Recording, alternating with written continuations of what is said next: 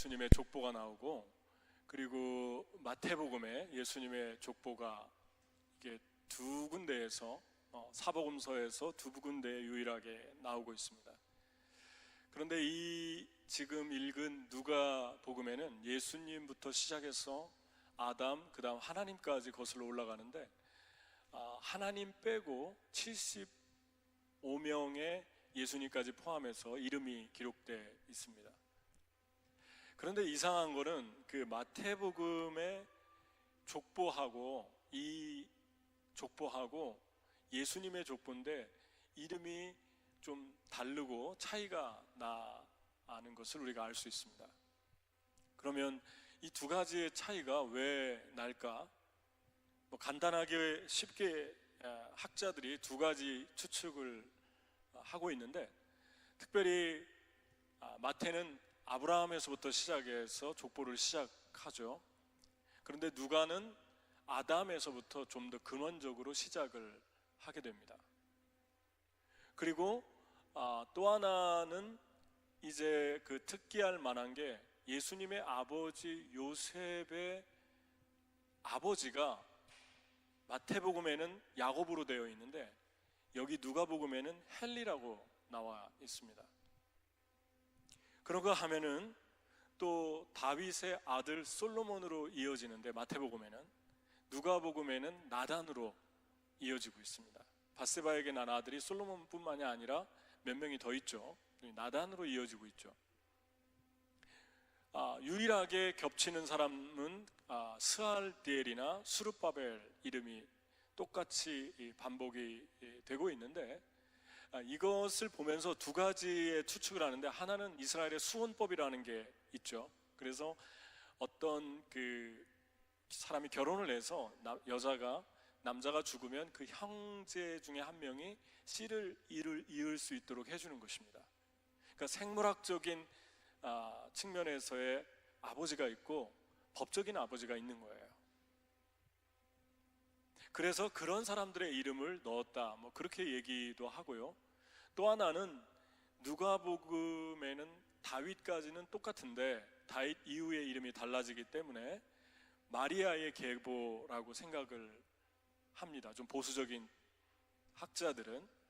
그리고 마태복음에는 요셉의 계보라고 그래요. 다윗 이후에부터. 그런데 중요한 거는 천국에 가봐야지 알겠죠? 우리가 어떻게 이걸 다 알겠습니까?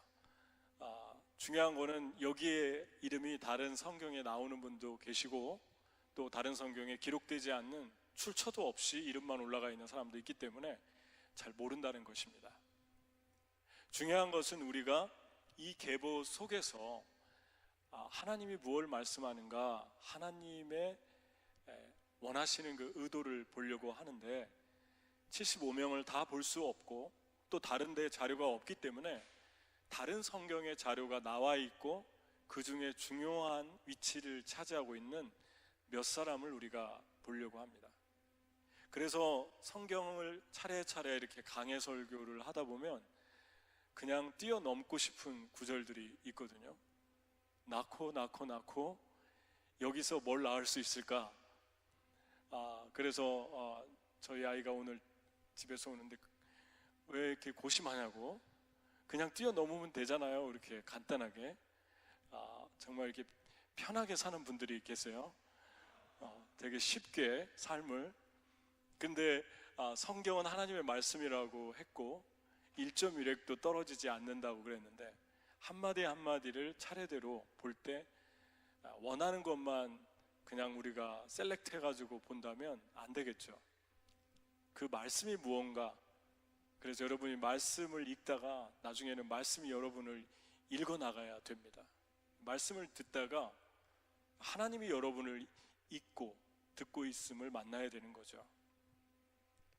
여기에 보면 쉽게 세 종류의 사람이 나옵니다. 75인 중에 하나는 우상을 숭배했던 사람들의 이름이 올라가 있고, 두 번째는 하나님을 알고 믿었던 조상이 있는데 그 조상들처럼 하나님을 섬기지 않고 하나님에 대해서는 아는데 들어서 하나님을 만나지 못한 사람들, 관계없이 사는 사람들, 둘째 종류의 사람들이죠. 셋째 종류의 사람들은 하나님을 만난 사람들, 그런 사람들이 있습니다. 그래서 어떻게 이 사람들이 하나님을 만났고 보석처럼 여기에 75인 중에 섞여 있지만 반짝반짝 빛이 나고 있는가, 그 사람들의 특징을 두 가지를 살펴보려고 합니다. 가장 먼저 누가는 근원적으로 아담에서부터 시작하는데, 그 먼저는 하나님부터 시작하죠. 하나님에서 아담으로 셋으로 에노스로 이렇게 적고 있습니다. 그래서 아담을 보면 그냥 우리가 생각할 때는 아담, 하와 그러면 인류의 첫 번째 사람, 그리고 선악과를 따먹어서 심판을 받은 사람의 그 조상들, 그러한 첫 번째 인류, 이렇게 생각하고 중단하는 경우가 있는데, 자세히 보면 아담과 하와를 우리가 새롭게 만날 수가 있습니다. 창세기 4장 25절, 26절을 보면 같이 한번 읽어보겠습니다. 아담이 다시 자기 아내와 동침하매 그가 아들을 낳아 그의 이름을 셋이라 하였으니 이는 하나님이 내게 가인이 죽인 아벨 대신에 다른 씨를 주셨다 함이며, 그랬습니다. 가인과 아벨이 두 아들이 있었는데, 아벨은 하나님께 예배를 제대로 드렸고 하나님 사랑했고, 가인은 그렇지 못했습니다. 가인은 자기 멋대로 마음대로 예배를 드리다가 하나님이 아벨의 제사를 받은 걸 보고 가인이 아벨을 죽이게 되죠. 형제가 형제를 죽이게 되는데 시기와 질투로 죽였죠. 그리고 가인은 하나님의 임재 앞에서 쫓겨나서 유리하고 방황하다가 성을 쌓는, 나라를 이루는 것을 보게 됩니다. 그래서 하나님이 가인의 후예들을 보면 하나님을 섬기지 않고 오히려 철을 만들기 시작하고 무기를 만들어서 전쟁을 하고 성을 쌓아서, 강 중심으로 해서 성을 쌓아서 그들의 이름을 따라서 성을 이름하여 아들의 이름을 따서 에녹이라고 하고, 그러면서 도시국가를 형성해 나가는데, 누가 공격하지 않는데도 성을 쌓고 네 것 내 것을 나누고, 또 철기를 발견해서 그 철기를 가지고 무기를 만들어서 나라와 사람들을 살육하고, 그리고 두발가인 야발 이런 사람들은 또 퉁소 만드는 그 가인의 후예들을 보게 되죠. 그래서 세상 음악을 가장 먼저 시작하고, 그런데 이렇게 하나님 없이 세상이 타락으로 들어가고 있는데 아벨이 죽어버렸으니까 이제 어떻게 해야 되는 것입니까? 이제 가인의 천지가 되는 것입니까, 세상은? 그러니까 하나님께서 아벨처럼 신실하고 아름다운 세대가 일어나기를 원했는데 아담과 하와도 그걸 원했다는 것이죠. 그래서 성경을 보면 25절, 26절을 보면 아담이 다시 자기 아내와 동침하고 아들을 낳았는데 이름을 셋이라고 했다. 히브리어 세트라고 하는 데서 온 단어인데 정돈하다, 놓다, 두다, 그런 말입니다. 근데 하나님이 내게 가인이 죽인 아벨 대신에 다른 씨를 주셨다. 이들이 얼마나 아벨 같은 아들이 일어나기를 원했는가, 이 모습 속에서 볼 수 있죠. 이것은 그냥 단순히 그냥 남녀가 자다가 애기나 그런 게 아니고, 어떻게 하면 이제 우리가 그냥 정신줄 놓고 살다가 가인을 제대로 교육시키지 못해서 아벨을 죽이게 되고 하나님 떠나고 하나님 마음에 기뻐하지 않는 그런 일이 우리 집안사에 일어났는데, 어떻게 하면 제대로 아벨 같은 자녀를 키워낼 수 있을까? 하나님 사랑하고 하나님 예배하는 그런 자녀를 위해서 이들이 얼마나 소망했고 갈망했나가 이 짧은 한 절에 들어있습니다. 그래서 하나님이 아벨 대신에 셋을 주셨구나. 그래서 셋의 이름에 그들의 마음이 고스란히 담겨져 있죠. 거꾸로 된 세상, 파괴된 세상을 정리하다, 놓다, 두다, 그런 소망을 가지고 아벨 대신에 이 셋을 주신 하나님을 찬양하면서 셋의 세대, 하나님을 예배하고 하나님을 섬기고 하나님을 사랑하는 그 세대가 일어나는 것을 이제 이들이 소망하고 있는 이들의 믿음의 표현이었어요. 그러니까 아담과 하와가 다시 신실해졌음을 이 한 구절에서 우리가 만나게 됩니다. 그런데 이 셋은 아벨처럼 하나님을 섬기고 하나님을 사랑하고 하나님을 예배하는 아들이었는데, 놀랍게도 이 셋의 시대에 그 땅의 사람들이, 가인의 후예들이나 그 아담의 후예들이 하나님을 아벨처럼 셋처럼 찾은 게 아니었어요. 그 증거가 창세기 4장 26절에 있습니다. 창세기 4장 26절에 보면 같이 한번 읽겠습니다. 셋도 아들을 낳고 그의 이름을 에노스라 하였으며 그때의 사람들이 비로소 여호와의 이름을 불렀더라. 그러니까 여러분, 셋이 아들을 또 낳는데 에노스를 낳았을 때 비로소 사람들이 하나님을 찾았다는 거예요. 그런데 셋을 몇 살에 낳는가? 셋을 몇 살에 낳는가 보면은 창세기 5장 6절을 보면 셋은 105세에 에노스를 낳았고 에노스를 낳은 후 807년을 지내며 자녀들을 낳았다 그럽니다. 그러면 셋이 에노스를 낳기까지는 105년이라는 시간이 있었는데 105년 동안 사람들이 하나님을 찾지 않았다는 결론에 이르게 되죠. 하나님을 찾고 하나님을 예배하도록 셋이 그렇게 부름받았고 하나님께 드려졌는데, 하나님을 사랑했던 셋이었는데 왜 사람들은 105년 동안 하나님을 섬기거나 하나님을 찾지 않았을까요?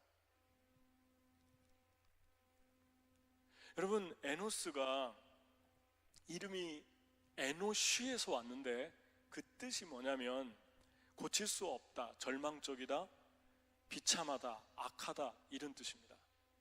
누가 자식 이름을 이렇게 짓는 부모가 어디 있겠어요? 근데 구약에는요, 항상 그 이름이 그 사람의 인격과 그 시대의 상황을 고스란히 담고 있습니다. 뭐 지금도 의미 있게 이름을 짓죠.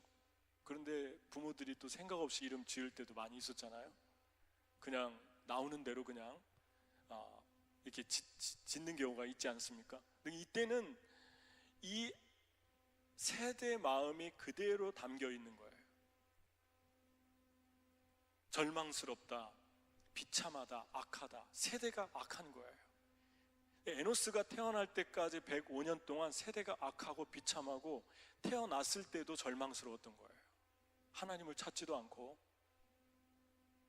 그래서 이 셋이 절망하고 괴로워하고 고통스러워하면서 이 아들을 낳는데, 이 아들이 태어날 때 에노스 때문에 그런 게 아니라, 에노스가 태어나서 뭘 할 수 있겠어요, 갓난아기가? 비로소 사람들이 하나님을 찾기 시작한 거예요. 이게 무슨 말입니까? 우리가 주님을 섬기고 주님을 사랑하고 주님을 위해서 무언가를 해보려고 했는데, 신실하게 살았는데 아무런 일도 일어나지 않을 때 우리는 절망하죠. 그리고 하나님에게 마저 회의를 느끼고, 뭐 기도해서 뭐 하나, 하나님 따라서 뭐 하나, 또 하나님을 위해 헌신해봤자 아무것도 변한 게 없구나, 돌아오는 것도 없구나, 이런 절망을 하게 되는데, 그 절망의 순간에 비로소 불같은 부흥이 그 땅을 휘덮기 시작했다는 것입니다. 인간은 본능적으로 눈으로 보는 대로, 그리고 양으로 그렇게 모든 상황들을 판단하는 본능을 가지고 있습니다. 그래서 이거 뭐 틀렸어, 보니까 별거 아니야, 뭐 외적으로 보니까 이거 뭐 점점점 이상해. 그런데 그때 하나님이 어떤 일을 행하시고 하나님이 그때 다시 살리시는 그 엄청난 일들이 그 순간에 일어날 때가 많다는 것입니다.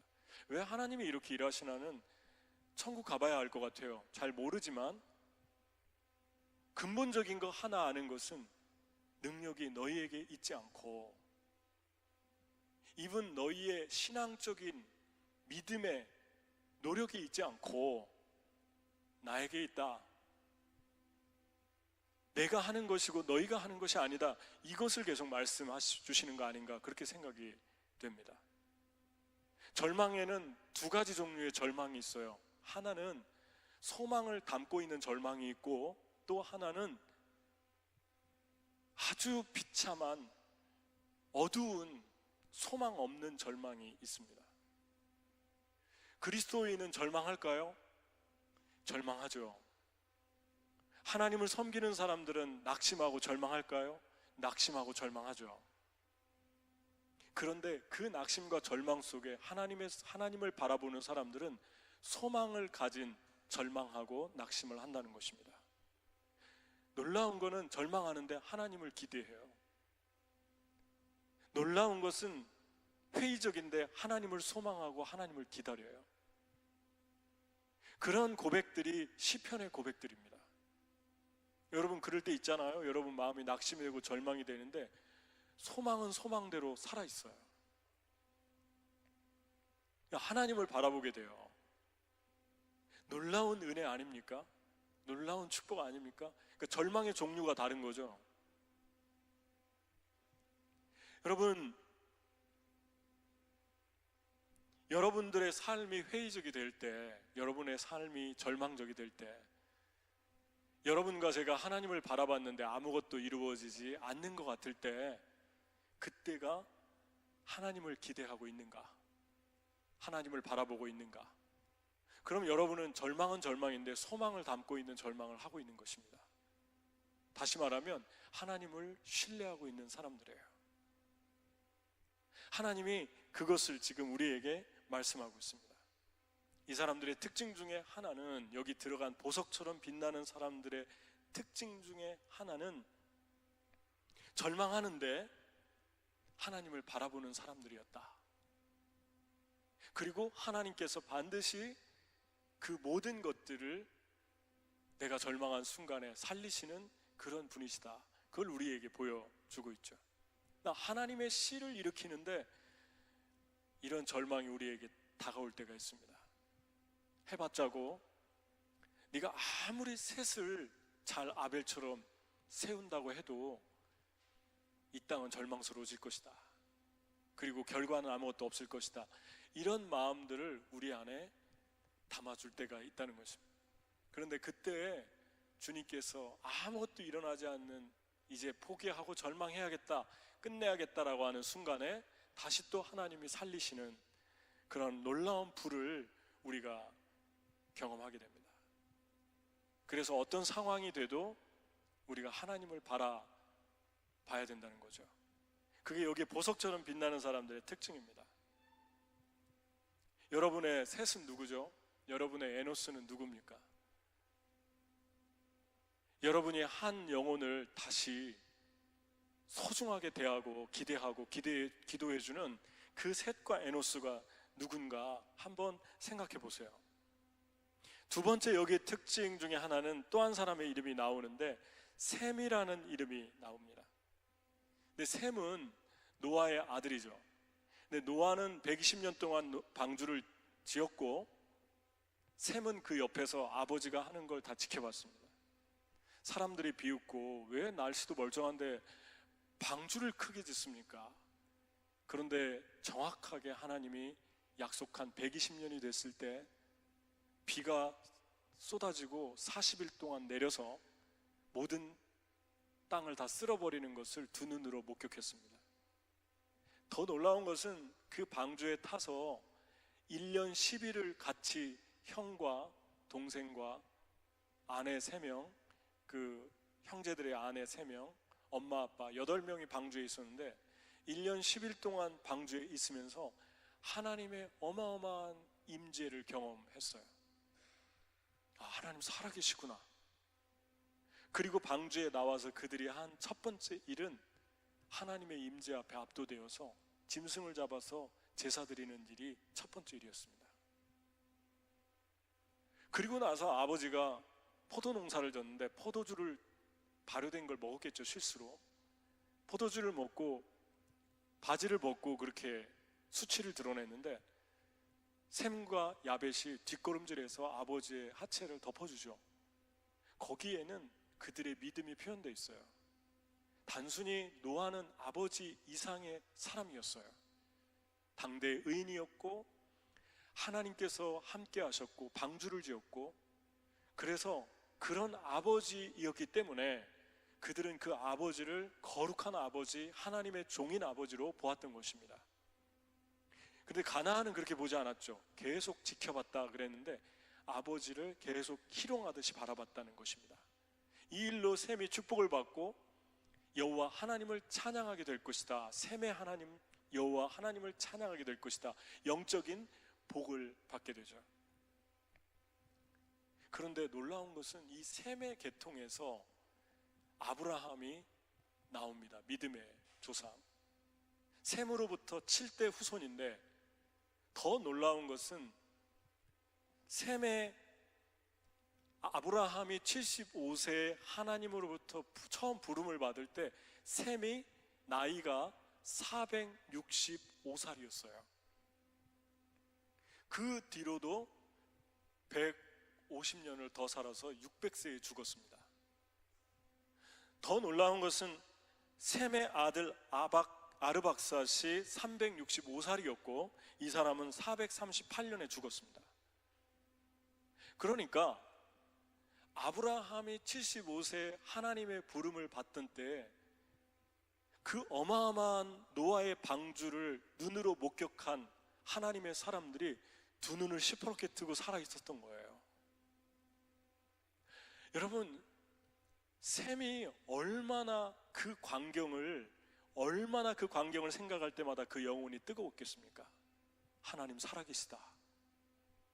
나는 눈으로 방주를 보았고 그 방주가 우리 가족을 살려내는 걸 보았고 나의 아버지와 내 모든 가족이 하나님의 특별한 은총을 받은 것을 보았다. 이 말을 전하지 않겠어요? 그런데 물론 어디서 살았나 나오지 않아요. 근데 한 가지 추측해 볼 수 있는 것은 아브라함이 살았던 갈대아 우르는 지금의 이라크와 페르시아만 그쪽 경계쯤 되는데 이 인류가 퍼진 곳이 시날 땅이거든요. 바그다드 남부 쪽 아래에서 페르시아만까지 이란까지 펼쳐져 있는 평지를 시날 평지라고 하는데 갈대아 우르에서 이 시날 평지까지 거리가 400m고 하루에 30km를 걸어간다고 예정을 했을 때 14일 동안 갈 수 있는 거리입니다. 이 당시에 차가 없던 고대의 14일은 우리에게 자동차로 5일, 10일, 5시간, 10시간이면 갈 수 있는 거리하고 비슷한 거예요.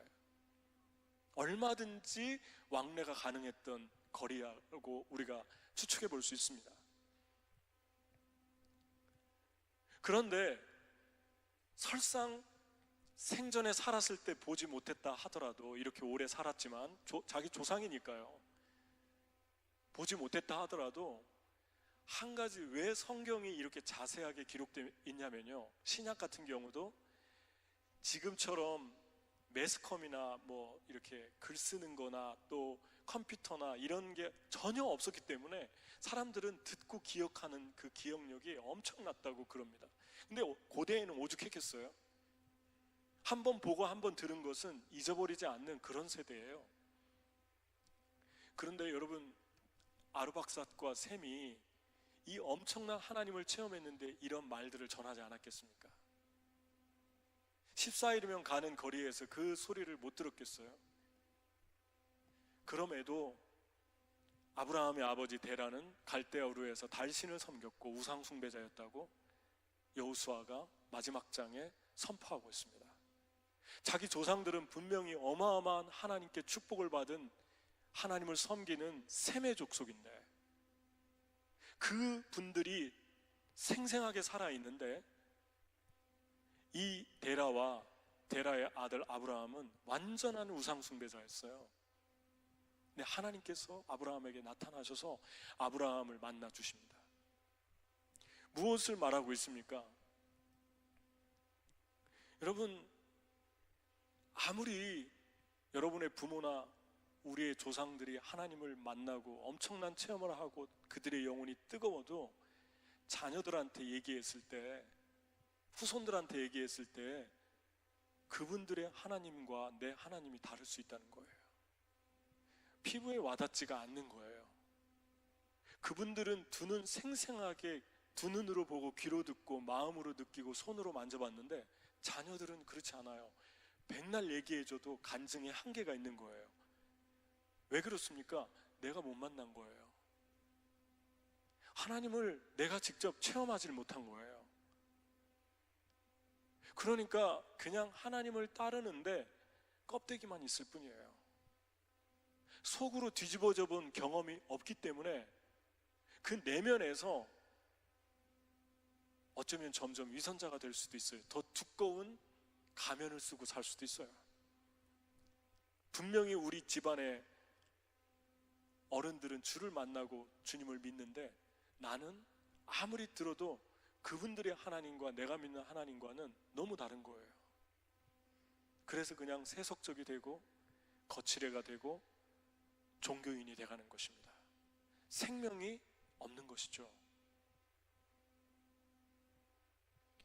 여러분, 이 아브라함에게 하나님이 그걸 깨주기 위해서 직접 나타나셨고 나를 따라오라고 했는데 우상 숭배를 했지만 귀로 들은 얘기가 있지 않습니까? 바벨론 문화를 수메르 문화라고 하는데 수메르 문화는요 홍수설화를 가지고 있어요.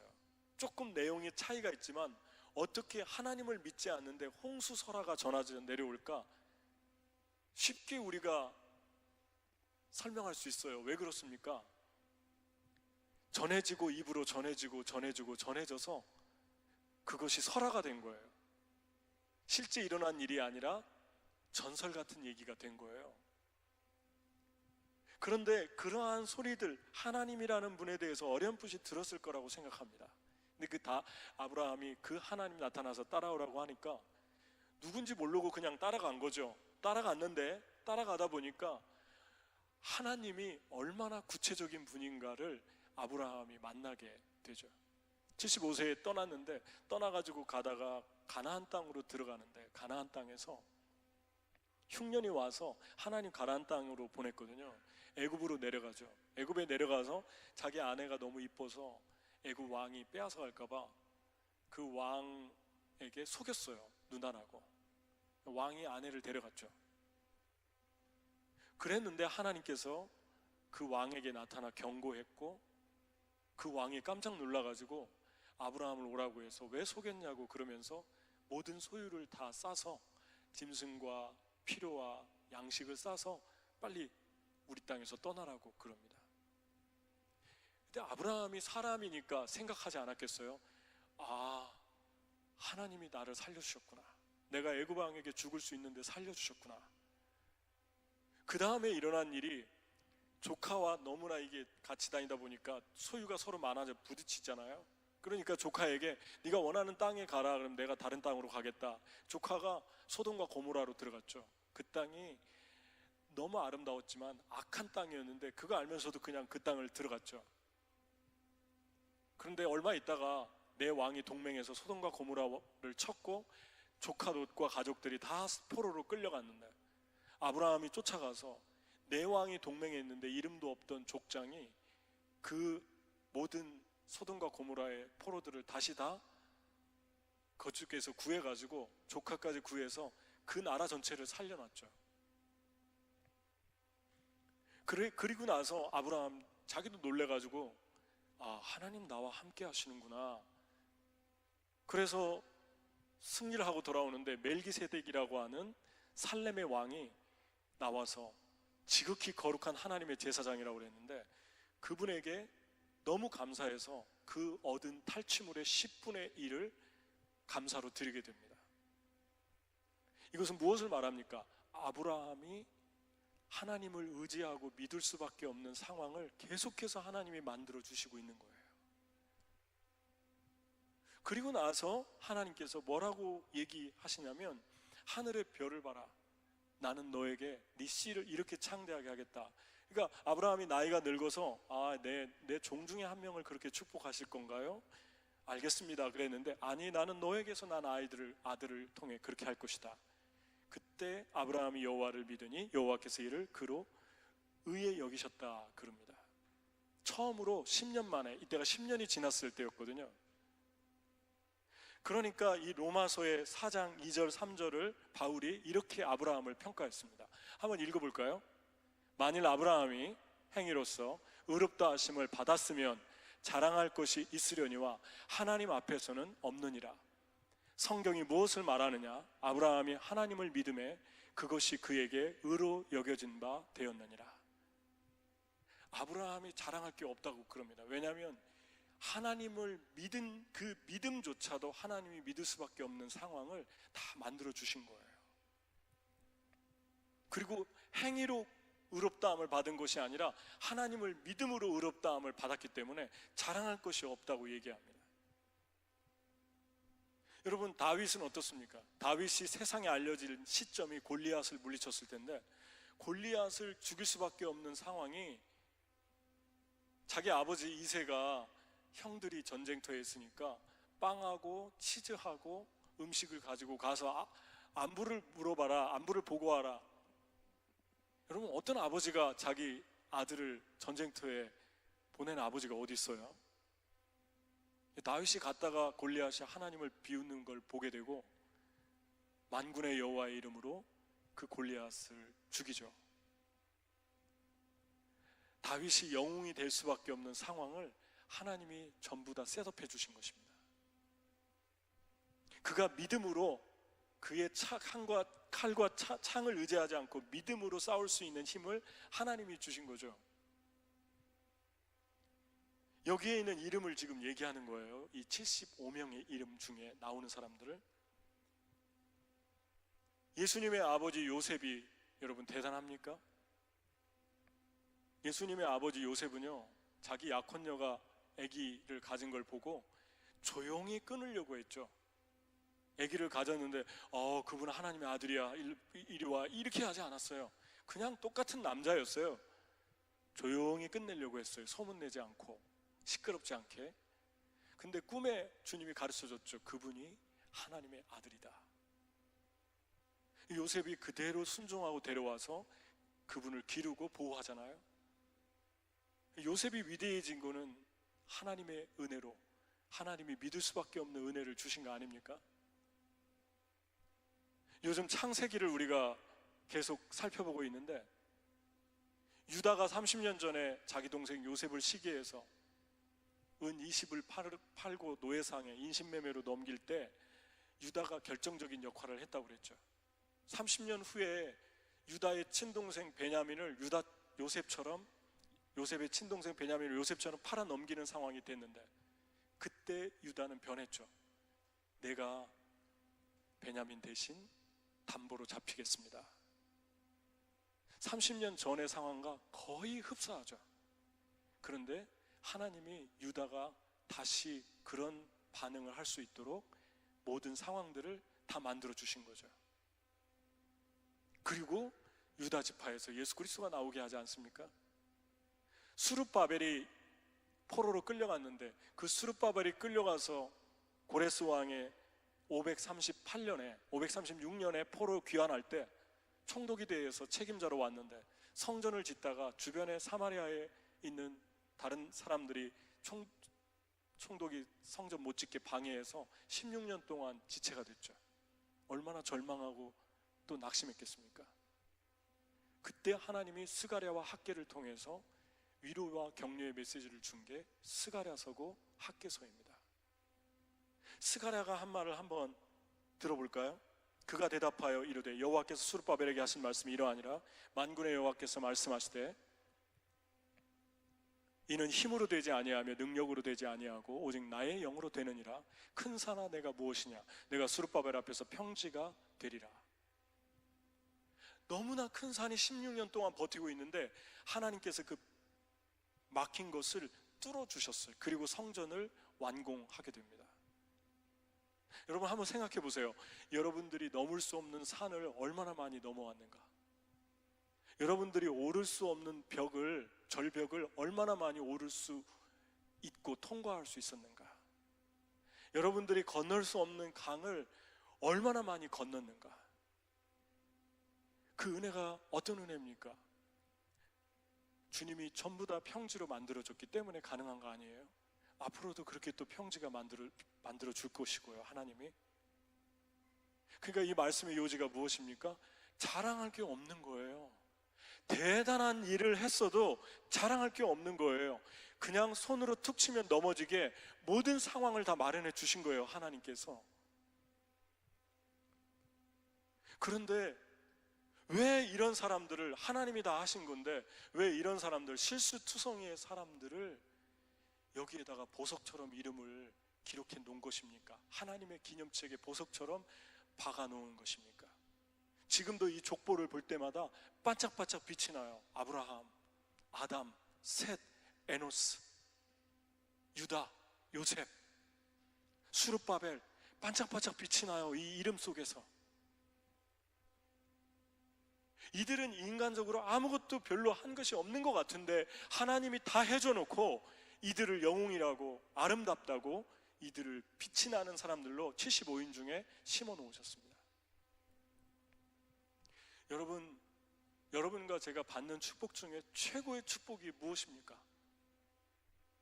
믿음으로 살 수 없는데, 믿음으로밖에 살 수 없는 상황을 하나님이 만들어 주신 거예요. 도저히 기도하지 않고는 넘어갈 수 없는 그러한 은혜들을 하나님이 우리에게 주시는 거예요. 하루하루 하나님께 손들고 자아가 죽지 않으면 건너갈 수 없는, 살 수 없는 그런 상황을 만들어 주신 거예요.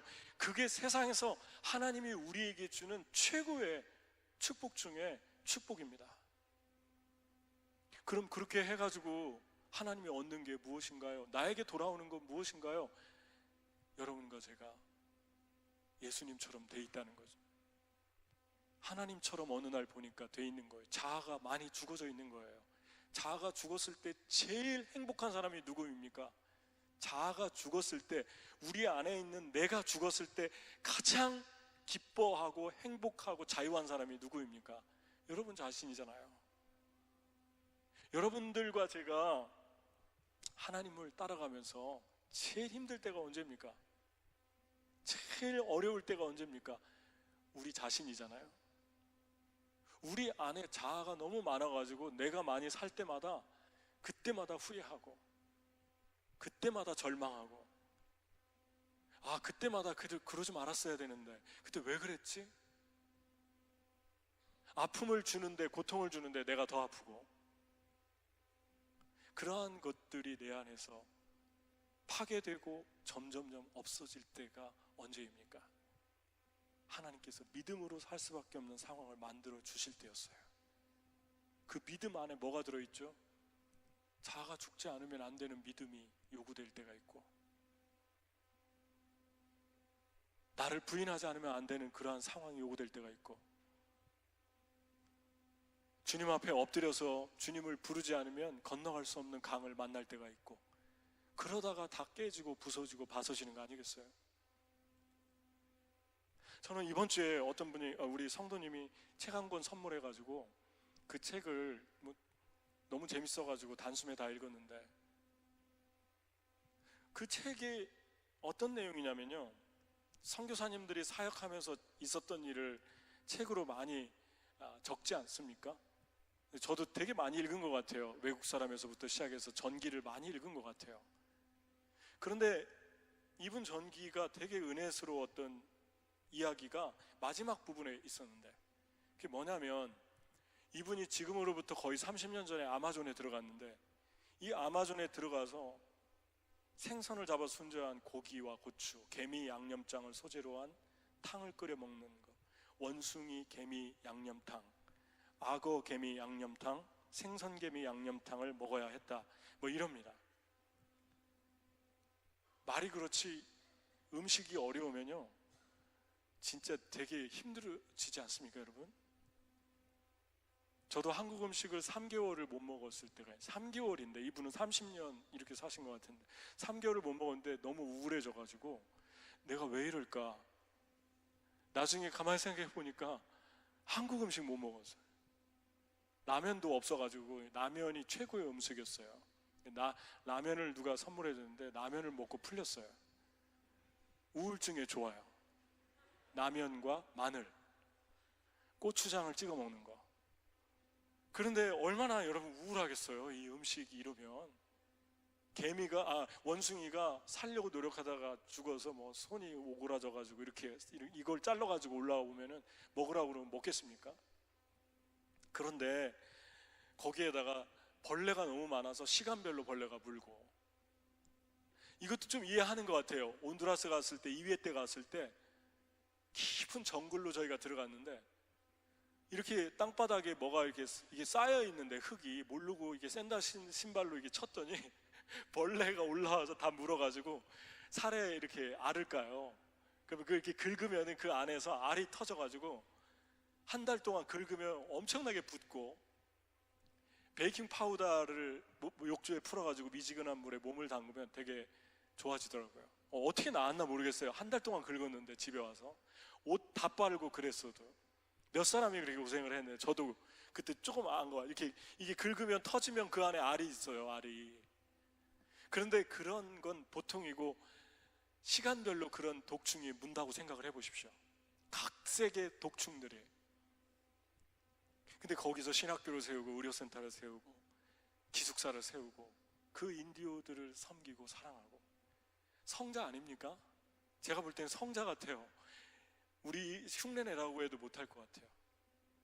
근데 이분이 마지막에 뭐라고 썼냐면, 자기 아내가 폐암으로 일찍 이제 50대 중반에 하늘나라로 가는데 그 아내가 떠나고 나서 이렇게 썼어요. 그때 내가 해야 할 기도는 회개 기도였는데 내 마음을 찢고 그동안 내가 붙들고 살던 내 자랑과 자기의 종교적 야망을 버렸어야 했는데 나는 가증스럽게도 주님께 허세를 부렸다.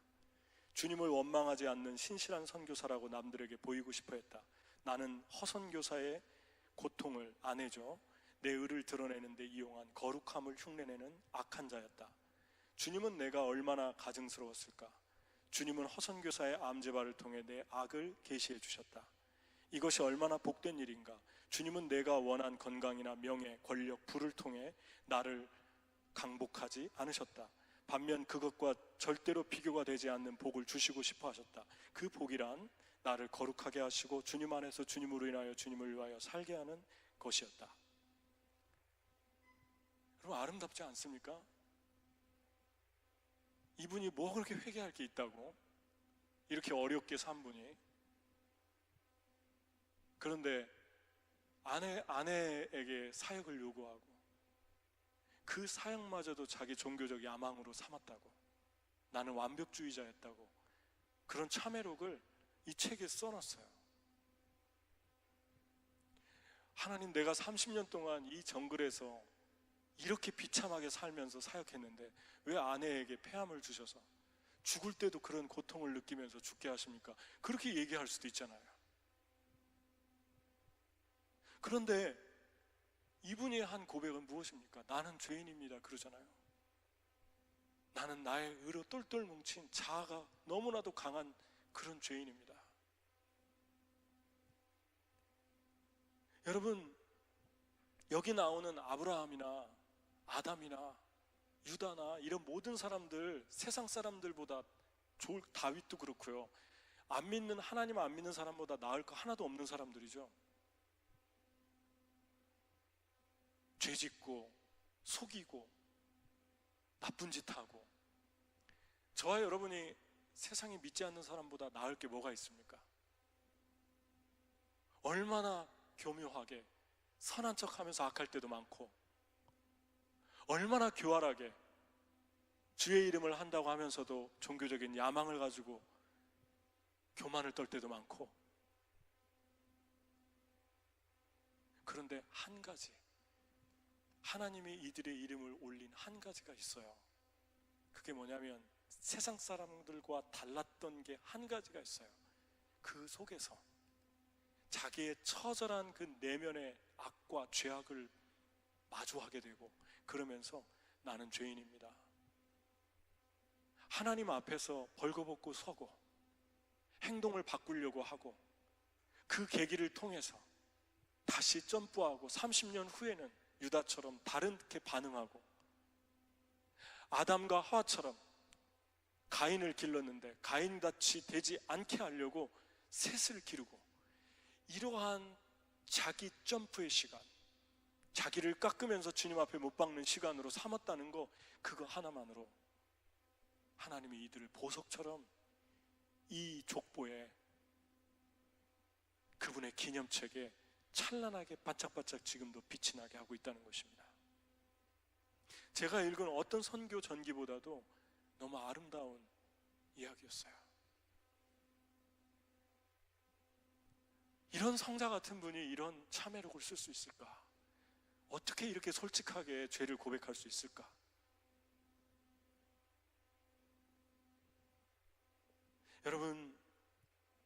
여러분은 어떤 삶을 살고 있습니까?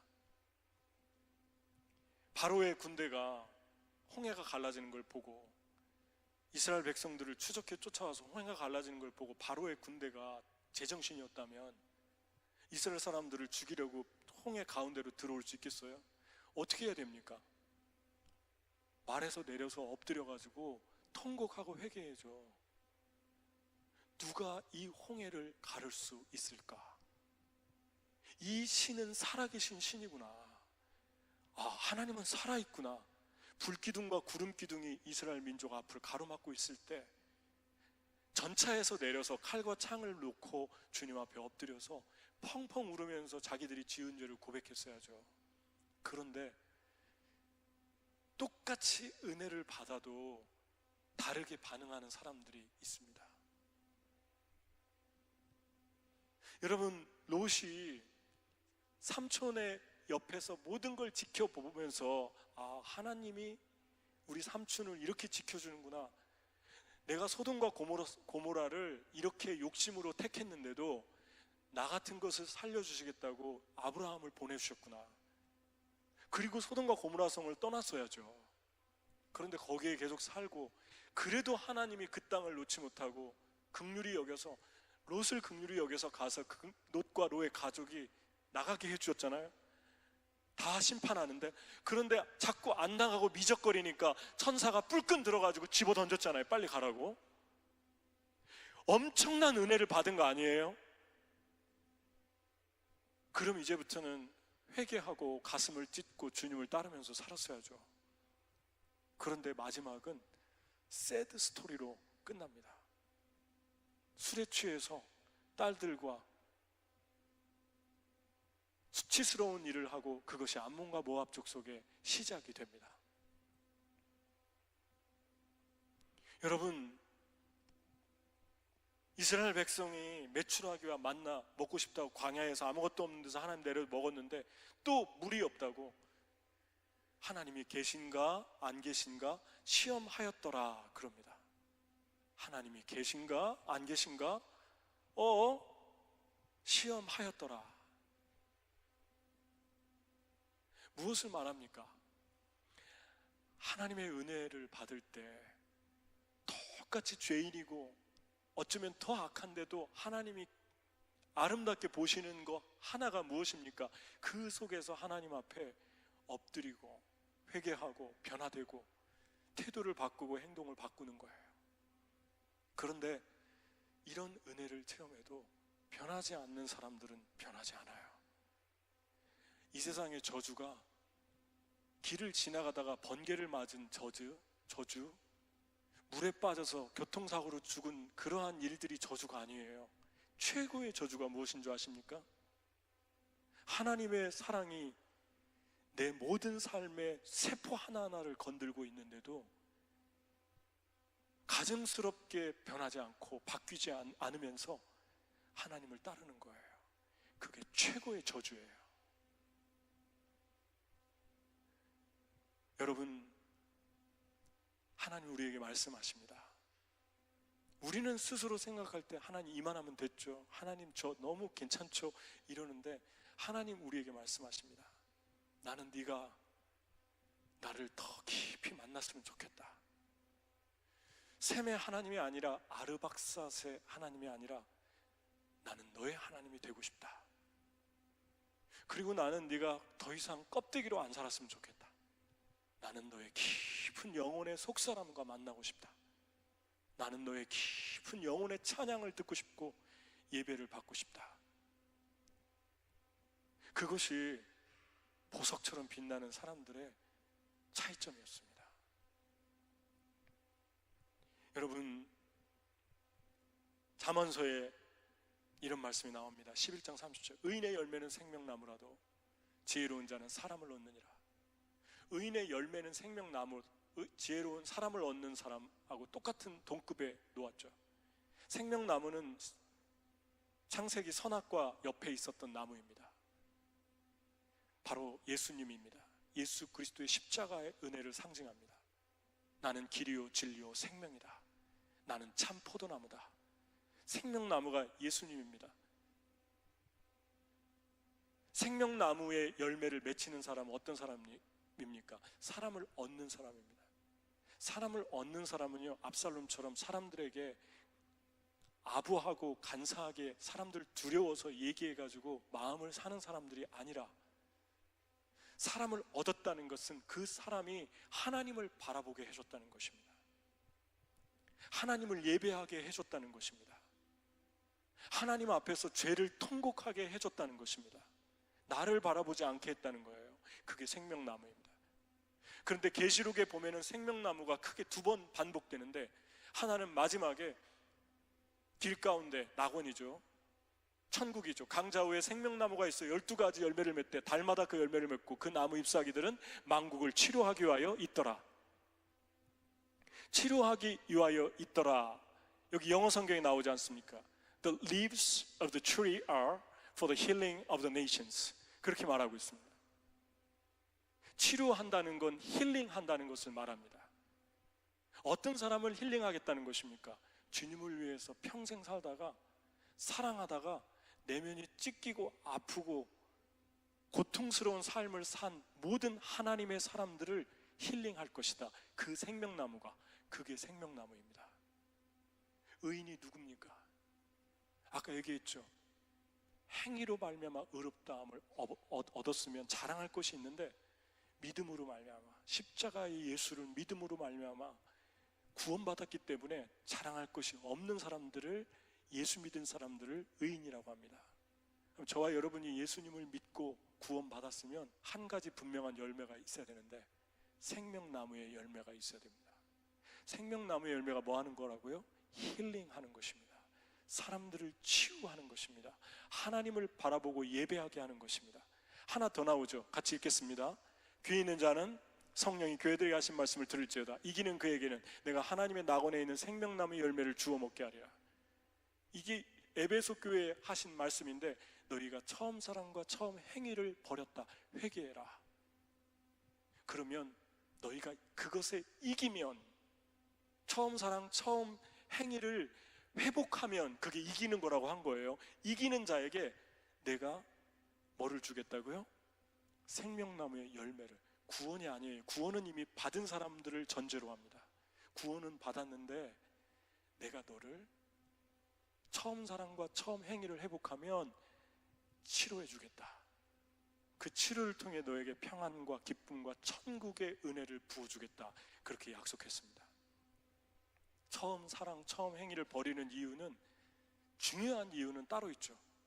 시간이 지나다 보니까 마음이 무뎌져서 처음 사랑을 버리는 게 아니고요, 사랑하다 보니까 너무 상처받아서 사랑을 적당히 하거나 왜곡시키거나 마음 문을 반쯤만 열어놓거나 다른 방식으로 사랑하기로 작정한 거예요.